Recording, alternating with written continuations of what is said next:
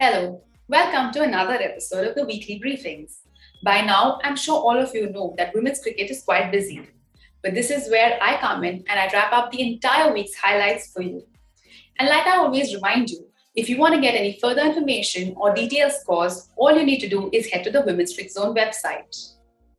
So let's get to the top stories from last week. India-Australia run out of time despite declarations as the pink ball test ends in a draw. So the next question which arises is, will India win the multi-format test series? The India-Australia test match last week was quite the place for some remarkable performances as well as some drama. There were bold decisions like avoiding the follow-on, declaring at particular scores, and of course drop catches here and there. There was some real quality and intelligent cricket that was being played at the Carrera Stadium. India was outstanding both with the ball and the bat. The Indian bowlers did well with the pink ball, getting the likes of Alisa Haley and Beth Mooney quite early on in the innings. Pooja Vastrakar was the most successful bowler, her figures being 3 for 49, while Jhulan Goswami and Singh picked up 2 wickets each. The Indian batters, Shefali Verma, Poonam Raut, and of course the player of the match, Smriti Mandhana, all made their contributions in both the innings. The Aussie bowlers too performed well with the pink ball as Elise Perry and Stella Campbell, and most of the others picked up 2 wickets or more. All in all, it was a very well-played match by both teams, but quite unfortunate that it had to end in a draw. Now Australia lead the multi-format series 6-4 with 3 T20 matches remaining. So whether India can win this series or not, we'll talk about this and more next week. Susie Bate pulls out and Dane van Niekerk replaces her at the Women's Big Bash League's 7th edition.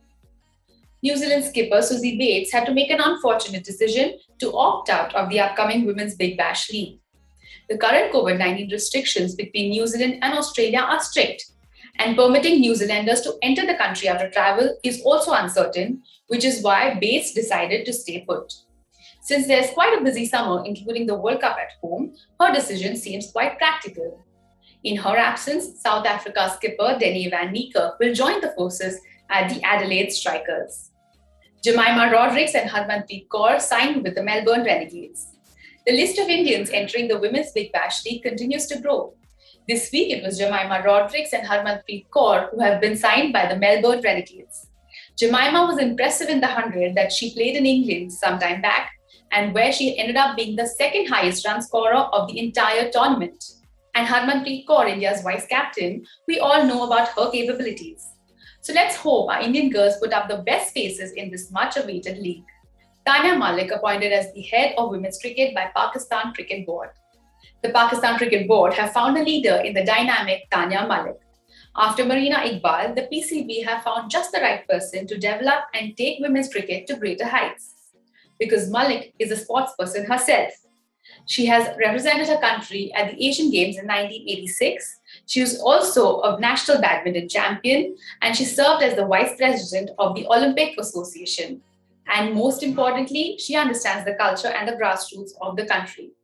Congratulations to Mallick and the board, and we wish them lots of success because we know that there is so much talent in all corners of the world which needs the right guidance. Sri Lanka in talks with Pakistan for ODI series before World Cup Qualifiers. Since we are talking about Pakistan, let me tell you, there are talks about a 3-match series between Sri Lanka and Pakistan ahead of the World Cup Qualifiers scheduled this November in Zimbabwe. Since Pakistan's England series is cancelled, they are looking at Sri Lanka as the next option. The entire schedule is yet to be confirmed, but if all goes as planned, Sri Lanka will leave for Pakistan on October 15th and play 3 ODIs there. Claire Connor takes charge as the first female president of the MCC. Women's cricket celebrated another success with the appointment of Claire Connor as the first ever female president of the Marylebone Cricket Club at Lord's last week. In the club's history of 234 years, this has never happened. To give you an insight about Claire Connor, she has played more than 100 internationals for England before hanging her boots in 2005. Post that, Connor has been instrumental in the inception of tournaments like the Rachel Hayhoe Flynn Trophy, the Charlotte Edwards Cup, and most recently, the 100. So we know that women's cricket is in good hands with leaders like Connor taking the chair. On this happy note, I will take your leave. I'll be looking forward to your views and comments. Until next week, stay safe, be happy, and think positive.